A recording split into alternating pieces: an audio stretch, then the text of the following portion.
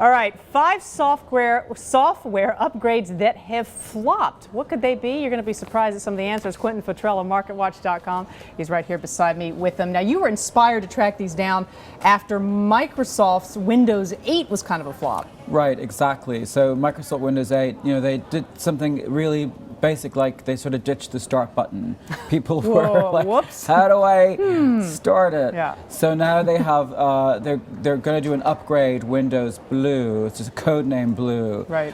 Which rumor has it will include the start button, and they are going to press the reset button on that operating system. Not cheap to fix an upgrade flop. I mean, people spend a lot of money on it, and you found quite a bit of money spent at the U.S. Air Force for an upgrade that didn't happen? Right, the Expeditionary Combat Support System. Nice, I like that. Right, it sounds really macho.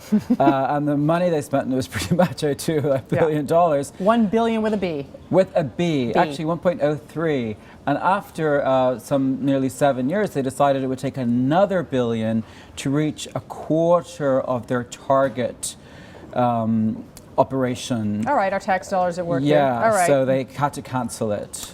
Whoops. BlackBerry. Playbook. BlackBerry. Remember the Playbook? Yeah. No, actually I don't. Maybe there's a reason for that. Right. So in April 2011, they came out with the Playbook, and it didn't have calendar or email apps, so native to the Playbook. So a year later, they came out with a new operating system, 2.0, but they had email and calendars, but then it was really, for the Playbook, it was sort of too little too late, and they really needed something a bit more splashier if they were going to try and get that second chance at the market. Back to Microsoft, we have to, I feel bad. I know, about, but what are you going to do? Office again. Assistant. Remember you can't leave it out. The Office Assistant? You might remember him as Clippy.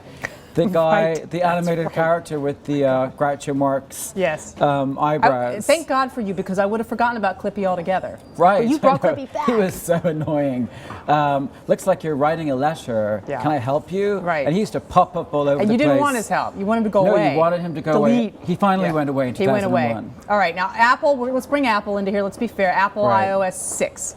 Right, so they had a little thing called Apple Maps, you might recall.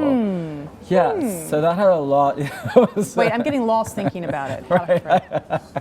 Yes, I wish I thought of that. So yeah, people were climbing, driven around the bend, as we'd say back in Dublin in the old country, by the lack of, there was no street view, no mass transit, but more importantly, some of it was just plain wrong. Yeah. So they apologized for it, and they're busily upgrading and trying to improve it as I speak. You don't even need to say anymore. We all know that was a big one, and we're still waiting. We're going to see how that pans out. And you know what? Let's just pile it on. Microsoft Windows Vista.